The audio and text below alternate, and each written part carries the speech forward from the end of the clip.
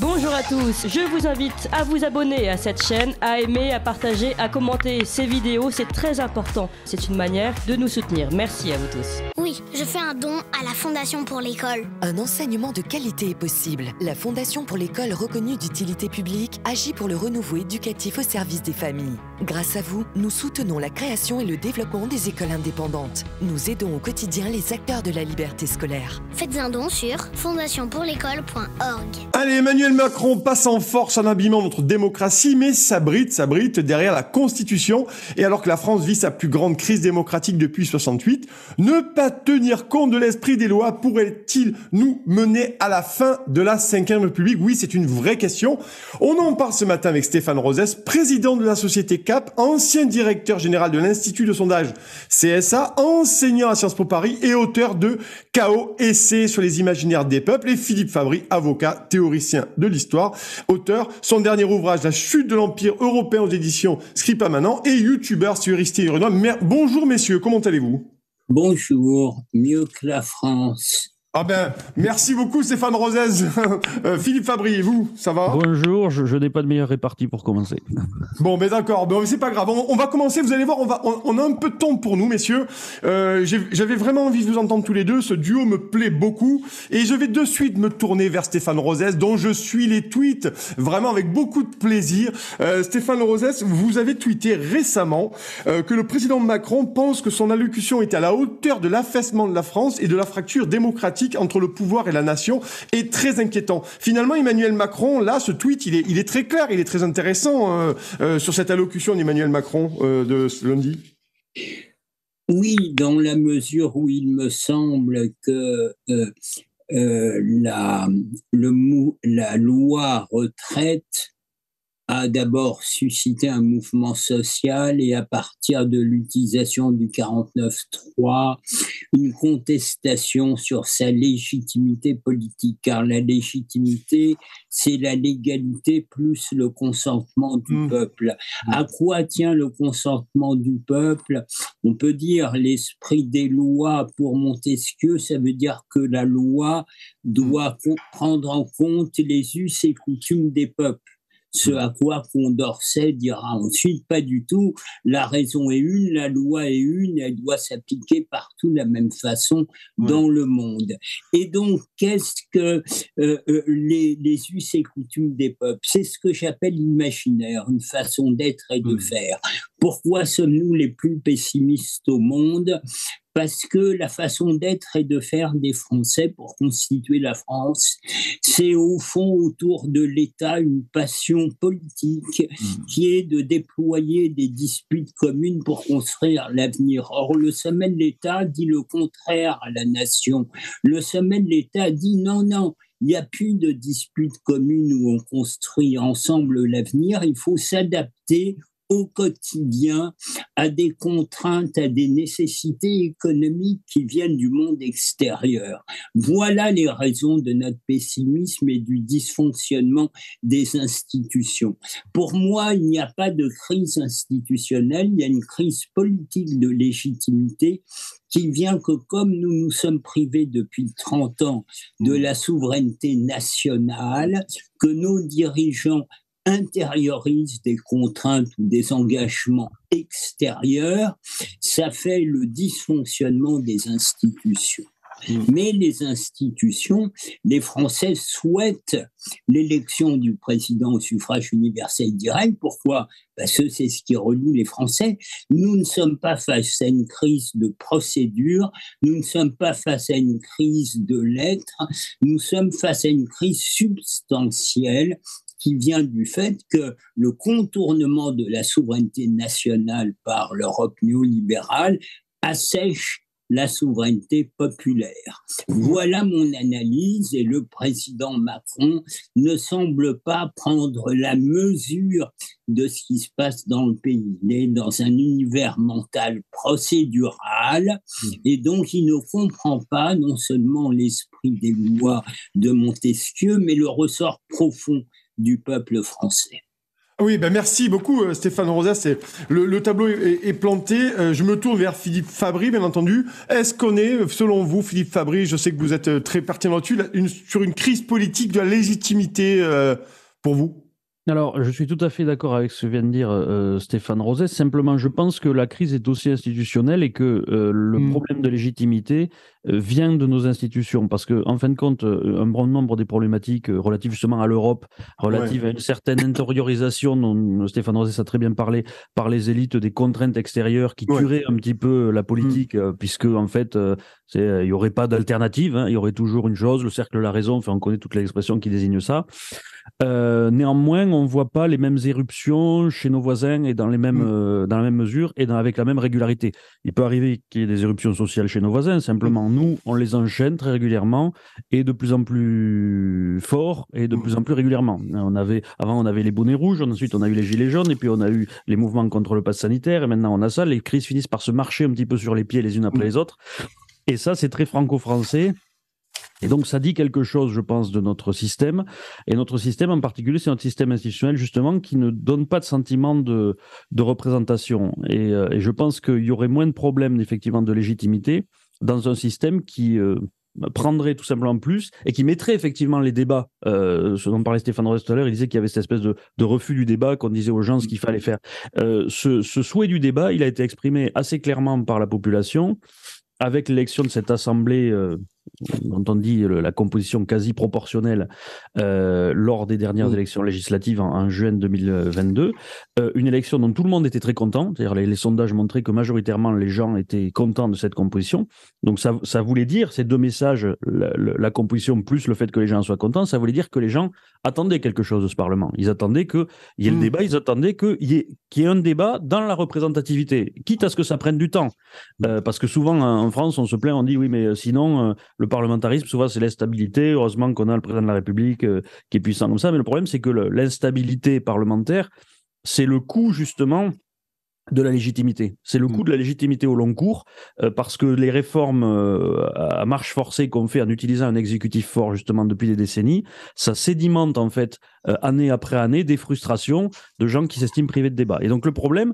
c'est que sur ce signal qui était assez clair, on a un président de la République qui a décidé de faire tout à fait le contraire et d'en rajouter dans l'autoritarisme jusqu'à la situation actuelle qui laisse apparaître que on est dans un système où il n'y a pratiquement plus de séparation des pouvoirs, puisque désormais, un président de la République fait passer les lois qu'il veut du moment qu'il n'a pas de majorité contre lui. C'est ça le signal du 49.3, et je pense que c'est pour ça que ça a créé ce réflexe populaire, parce que je pense qu'il y a une intelligence du peuple là-dessus, c'est que tout le monde a senti qu'il y avait une dépossession totale du pouvoir parlementaire traditionnel et donc du débat. Alors, on va en continuer à en parler, mais tout de suite, c'est le bulletin d'information avec Adèle Renard et on revient tous ensemble avec Philippe Fabry et Stéphane Rosès. Ligne droite. Chevalier de la table ronde. Oui, oui, oui. Non, non, non. La table ronde. Alors que la France vit sa plus grande crise démocratique depuis 68, Macron pourrait-il être le fossoyeur de la Ve République et plus largement de notre contrat social? On continue à en parler avec Stéphane Rosès et Philippe Fabry. Je me tourne vers Stéphane Rosès. Vous avez écrit une nouvelle fois un très très bon par-pied, une interview dans Marianne, où vous évoquez, Stéphane Rosès, le contournement néolibéral de la souveraineté nationale dans Marianne, mais aussi un sommet de l'État enclavé dans la gouvernance néolibérale de l'Union européenne qui relaie un processus de dépolitisation de la nation. C'est extrêmement intéressant comme idée. Bon, on le voit, mais cette espèce de gouvernement enclavé, c'est ça aujourd'hui une partie du problème dont Emmanuel Macron est un peu le fossoyeur. Emmanuel Macron arrive, je dirais, en fin de processus après 30 années où effectivement, peu à peu, le sommet de l'État, alors qu'au départ, les Français, par universalisme, ont fondé ce qui est devenu l'Union européenne, mais les Français avec les Italiens ont été au fondement de cette construction européenne. Et puis, par étapes, à partir de l'acte unique, au fond, cette Union européenne est devenue l'inverse du génie européen. Le génie européen, c'est depuis Mare Nostrum faire de la diversité du commun.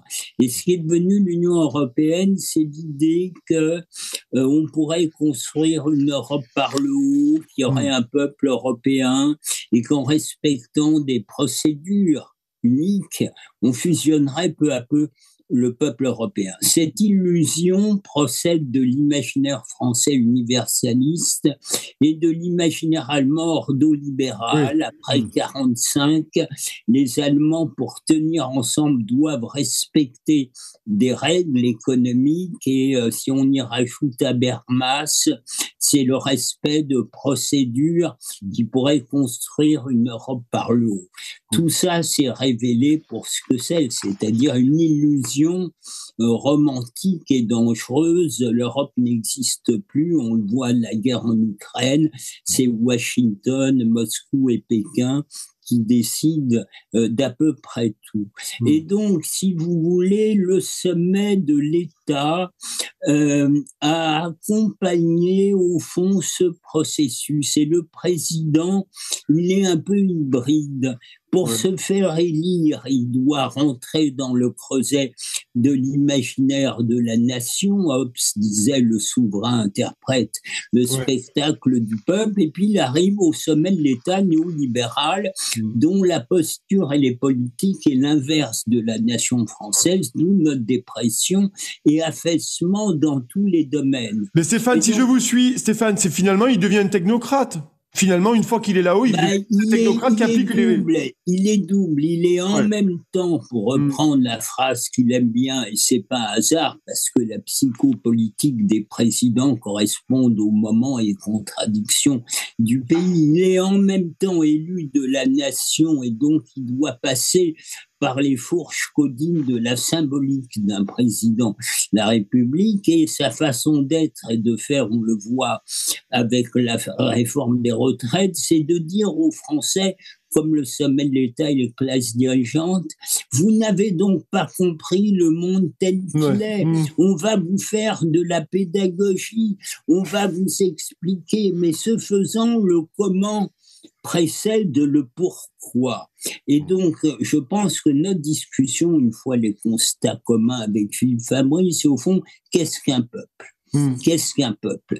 Comment s'articule le peuple, la nation, ses institutions et son environnement ?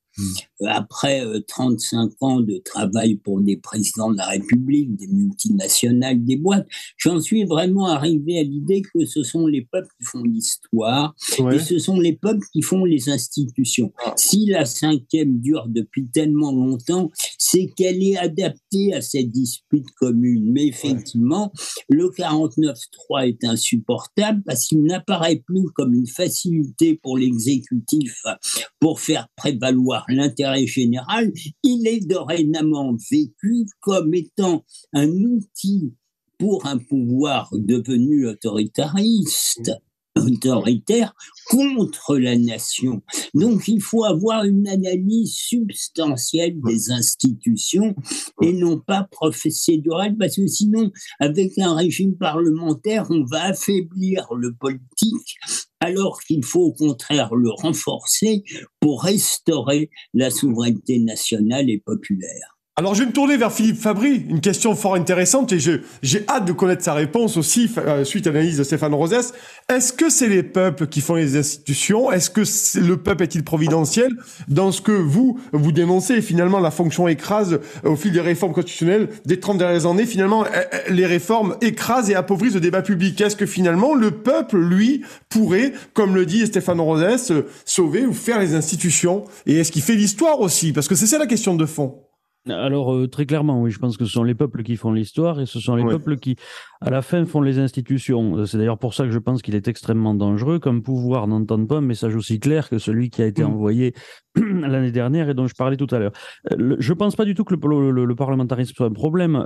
Quand on voit notamment la façon dont, par exemple, chez nos voisins anglais, cela a permis de traiter la question du Brexit, même si les élites étaient en majorité contre l'idée, il y a eu un vote et ça a été fait. Qui est tout à fait le contraire de ce qui s'est passé chez nous à la suite du référendum de 2005, n'est-ce pas ? Donc la capacité du pouvoir à suivre la vie populaire est à mon avis justement mise en question. C'est-à-dire qu'après 60 ans de 5e République, on a une déconnexion entre la volonté des élites et la volonté populaire. Et ça entraîne justement la crise de légitimité, selon moi. Le fait que la cinquième ait vieilli est pas la preuve de sa solidité et de son adaptation avec le système français. Le gros problème surtout, c'est que la cinquième, par nature, c'est une constitution de régime autoritaire. Ils ont la même en Russie. Ce qui fait que ça a fonctionné chez nous, ça a plutôt fonctionné contre l'esprit de la Constitution que dans son sens. Ça a fonctionné justement grâce à l'héritage parlementaire qu'on avait d'un siècle de Troisième et de Quatrième République. Et cet héritage s'est étiolé petit à petit avec, à fur et à mesure que ce régime est tombé dans le sens où il penchait, c'est-à-dire l'autoritarisme présidentiel. Contrairement à ce qu'on dit souvent, c'est pas le quinquennat qui a changé la nature de la Ve République. En réalité, le quinquennat lui-même est arrivé parce qu'on a fini par considérer que c'était dans la logique des choses. Mais le fait est que 60 ans après, on a un peuple qui est en train de se réveiller. On a un débat sur les institutions qui est en train de réapparaître dans les médias alors qu'il n'était plus. Et d'ailleurs, c'est pour ça qu'il descendait dans la rue, parce que on voit que à chaque fois, c'est ça qui est intéressant. Toutes les crises sociales ont tendance à dégénérer en crise démocratique à la fin, avec des gens qui disent qu'ils sont pas entendus. Les gilets jaunes, à la base, c'est une question de taxes sur l'essence, et ça se termine par la revendication du référendum d'initiative citoyenne. Donc le véritable fondement du problème, c'est à mon avis ça. Et je pense qu'il y a le même problème à l'échelle européenne. D'ailleurs, effectivement, parce que le problème, c'est qu'institutionnellement, l'Union européenne, qui était censée se construire par association des pays démocratiques européens, d'ailleurs, hein, c'est ça, n'a pas transposé le même type d'institutions et de principes démocratiques à l'échelle européenne elle-même, qui est plutôt constituée sur un modèle d'hégémonie de l'exécutif, assez proche de ce qu'on trouve en France, d'ailleurs, puisqu'on a, par exemple, un Parlement européen qui n'a pas l'initiative des lois, alors qu'en France, le Parlement, il a l'initiative des lois depuis la monarchie de Juillet, hein, mais avant c'était pas le cas. Donc il faut bien se rendre compte que ça, c'est une grosse limite justement à l'aspect démocratique de l'Union européenne, qui se comporte et qui se construit plutôt comme un État impérial que comme un État démocratique. Et c'est en grande partie d'ailleurs effectivement dû à la vision, à l'exportation de la vision française à l'échelle européenne dont parlait Stéphane Rosès, puisque il y a eu à un moment la volonté de donner plus de pouvoir au Parlement européen et moins à l'exécutif européen, et c'est notamment la France qui s'est opposée à ça, par crainte d'une peur de souveraineté qui, à mon avis, est un mauvais calcul, parce que quand on donne plus de pouvoir à l'exécutif, c'est une perte de souveraineté populaire, justement. L'espoir du général de Gaulle, c'était de lier un exécutif fort avec une pratique régulière du référendum. Le problème, c'est que la pratique du référendum, elle dépend justement de l'autorité centrale. Et il suffit que des élites qui ne veulent pas faire appel au peuple s'emparent du pouvoir, ce qui a été le cas, c'est l'histoire de la Ve République, pour qu'il y ait plus ce deuxième pilier-là, et qu'à ce moment-là, effectivement, il y a une perte de la souveraineté populaire au profit de considérations technocratiques. La question que j'avais vu poser Stéphane Rosès, finalement, et je rebondis sur ce que dit Philippe Fabry, est-ce que la cinquième sous De Gaulle était une chance, finalement, un cadeau pour la France, et est-ce que sous Macron, c'est un péril, la cinquième, puisqu'on ne fait plus appel au référendum ou à la souveraineté populaire? Ce qui est devenu le fonctionnement des institutions, l'esprit et sa lettre, c'est un détournement. Si on pense que les peuples font l'histoire, on voit que les institutions de chaque pays européen sont différentes, parce que chaque peuple européen est différent. Chaque peuple a une profondeur historique, anthropologique, qui va donner un certain type d'institution et qui va faire leur durabilité. Il y a durabilité des institutions de la cinquième. Pourquoi ? Parce que le mode de scrutin uninominal à 2 tours, qui fait qu'on élit un président, c'est une façon de civiliser notre dispute politique commune. Au premier tour, c'est la dispute. Au deuxième tour, le commun. Un président tient ensemble symboliquement la disparité des Français que nous sommes depuis les Celtes, les Latins, les Germains. Qu'est-ce qui dysfonctionne depuis 30 ans ? C'est que pour qu'il y ait dispute politique commune, il faut que la dispute s'encastre dans le commun.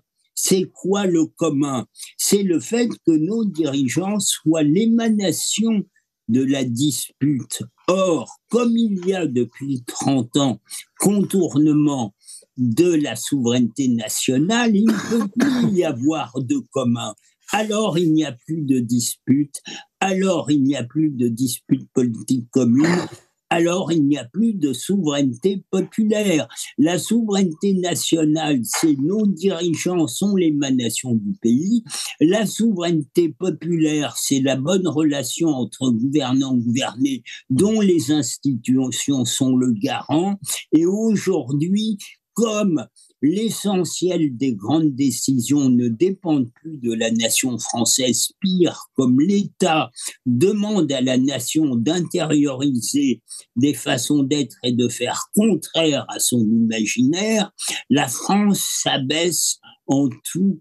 Donc, il ne faut pas, d'où l'intérêt de la conversation de ce matin, parce qu'on partage des éléments sur le constat, mais nous ne sommes pas d'accord sur le pourquoi et donc sur les solutions. Si Emmanuel Macron est dans une situation d'illégitimité du pays, c'est pour cette raison. En outre, la dernière présidentielle ne s'est pas passée comme d'habitude. Elle a été faite sous l'empire de la peur pandémique et de la peur de la guerre en Ukraine, de sorte que la dispute politique commune ne s'est pas déployée. C'est pour ça que Emmanuel Macron n'a pas mené campagne aux législatives. Il n'a pas pu dire au pays « Donnez-moi une majorité pour mettre en œuvre mon projet ». Il n'y avait pas de projet. Nous, un Parlement, effectivement, qui par la force des choses est plus à l'image, mais le problème des institutions, ce n'est pas une crise de représentativité, c'est une crise de représentation. C'est très différent, c'est très différent. Et donc, la jacquerie des Gilets jaunes, elle veut le pouvoir aux souverains. C'est Macron nourrit ton peuple, nourrit la question fiscale, ton peuple, ça veut dire que tu es le représentant de la nation, tu dois faire la politique de la nation et non pas des oligarchies extérieures. Il ne faut pas se tromper de diagnostic. Les Français veulent l'autorité politique. Et si le Rassemblement national profite de la situation, c'est juste, et non pas, par exemple, la NUPES, c'est justement parce qu'il ne faut pas se tromper d'analyse. Les Français veulent le retour de l'autorité politique, mais autorité au service des Français et non pas des marchés, de la technostructure et d'un environnement néolibéral non adapté à l'imaginaire français. Philippe Fabry, effectivement, cette question est intéressante. Parce que là, Stéphane, vous nous parlez de la dépossession, aussi la souveraineté du peuple français. Est-ce que c'est ça aussi, Philippe Fabry, vous avez égrené les gilets jaunes, les bonnets rouges, ces véritables jacqueries, révoltes, révolution, petite révolution, on n'y est pas encore, mais finalement, est-ce que c'est ça aussi, cette question de la dépossession, dont les Français ont compris par leur déclassement économique et économique qu'ils étaient en train de se faire flouer et que la caste politique, j'appelle la caste politique, ça n'engage que moi, était en train de diriger pour d'autres objectifs que celles des Français, Philippe Fabry. Alors effectivement, ça joue totalement, en particulier parce qu'on a un régime qui donne la pleine mesure de la technocratie énarchique, notamment, et des grands corps de l'État, que craignait déjà François Mitterrand dans le coup d'État permanent, même s'il n'a rien fait pour revenir dessus après coup. Alors, cela dit, moi, j'ai quand même un bémol à apporter, encore une fois, sur les institutions, sur l'idée, effectivement, que chaque pays aurait des institutions adaptées en réalité, si on regarde tous les pays européens, tous les pays voisins européens, ils ont les mêmes institutions à quelques détails près, qu'on peut considérer effectivement comme des marques culturelles. Par exemple, le fait que l'Angleterre soit bipartisane depuis 300 ans, alors que l'Italie est beaucoup plus attachée à la proportionnalité. Mais ça, ce sont des questions de mode de scrutin. Sur la distribution des pouvoirs et la distribution institutionnelle, on est sur des modèles qui sont exactement pareils partout, ce que j'appelle les standards démocratiques occidentaux. Il n'y a que la France qui est différente au milieu de ce concert-là. Et pourtant, la France elle-même a eu le même système pendant 100 ans, sous la 3e et sous la 4e République. Et ça ne marchait pas plus mal que la 5e. Donc, je ne vois pas qu'il y ait véritablement une nécessité d'avoir cette espèce de monarque en France, d'autant même pour l'autorité, parce que est-ce que Clémenceau n'avait pas d'autorité alors qu'il était dans un régime parlementaire? Je ne pense pas que ce soit ça la difficulté. Et je pense qu'on a même des dirigeants qui ont plus d'autorité quand ils se reposent sur une représentation nationale qui est solide et à laquelle on laisse faire ses compromis aussi. Parce que le gros problème le gros problème de la façon de réformer qu'on a depuis des décennies maintenant, c'est qu'on ne laisse pas le temps au compromis de se faire. Du coup, on a systématiquement des positions qui sont très polarisées et on tire argument de ce fait que les positions sont polarisées pour dire que c'est pas possible de laisser faire le débat. Regardez, parce qu'à ce moment-là, on sera toujours polarisé et on ne pourra jamais prendre de décision. Mais c'est prendre le problème à l'envers et c'est entretenir un cercle vicieux. Et le fait est que pour qu'un régime fonctionne bien, il faut parfois prendre le temps et parfois, pour faire une réforme des retraites, il ne faut pas 2 mois, il faut 2 ans. Et il faut accepter de prendre ce temps-là, il faut accepter que les gens prennent le temps de discuter. Et la paralysie, en fait, c'est pas un problème, la paralysie, parce qu'aucun pays n'a besoin d'être gouverné 24 heures sur 24, d'enchaîner les réformes systématiquement en disant à chaque fois, bon, maintenant, qu'est-ce qu'on fait comme nouvelle réforme? C'est pas la peine. Qu'un Parlement sorte des normes efficacement 1 an sur 5 serait largement suffisant. On n'a pas besoin de plus. On n'a pas besoin d'être cornaqué en permanence. Et je pense que ça fait partie aussi du désespoir actuel, c'est que la population est tirée perpétuellement à hu et à dia, justement par un pouvoir exécutif qui est fort, qui est trop fort, puisqu'il est dictatorial pendant 5 ans à partir du moment où il est élu, sans qu'on lui laisse jamais le temps de s'exprimer dans sa spontanéité. Et ça nourrit ce problème aussi de se sentir dépossédé et de se sentir tenu par la contrainte. Parce que quand vous avez des élites politiques qui ont un tel pouvoir, une telle action sur le peuple, et qui sont dans cette idée qu'il n'y a pas d'alternative, vous associez les deux, ça donne un résultat explosif qui est celui auquel on est confronté. Donc la dépossession, effectivement, est totale. Alors, vous me tendez la perche, cher Philippe Fabry. Bien entendu, il nous reste 5 minutes pour cette table ronde. Stéphane Rosès, je me tourne vers vous. C'est une question qu'on entend de plus en plus, effectivement. Est-ce que les ingrédients de la chute de ce régime ou du régime, on verra, vous verrez quel mot vous voulez y accoler, sont-ils réunis aujourd'hui? Impasse politique, impasse démocratique. Que reste-t-il aux Français pour se faire entendre? Est-ce que là, on pourrait assister à une chute d'Emmanuel Macron et de son gouvernement concrètement, selon vous, Stéphane Rosès? Mon analyse est que pour renouer le lien, le président Macron doit se remettre sous la coupe de la légitimité, soit par une dissolution, soit par un référendum. Le risque, c'est qu'au fond, le pays continue son affaissement dans une rancœur comme tableau de fond, et puis des affrontements sporadiques. Les opposants à la réforme ont le 1er mai, il y a l'initiative du groupe Lyotte pour essayer de revenir, de remettre le débat au Parlement. Mais au fond, ce qu'il y a de très inquiétant, c'est que le président ne se représentant pas devant les Français, l'État s'étant à ce point écarté de la nation, tout cela laisse libre cours à la psychopolitique et au pouvoir du président qui semble être dorénavant complètement déconnecté du pays, de ses tensions. Et donc le sujet, c'est comment sortir de ces tensions.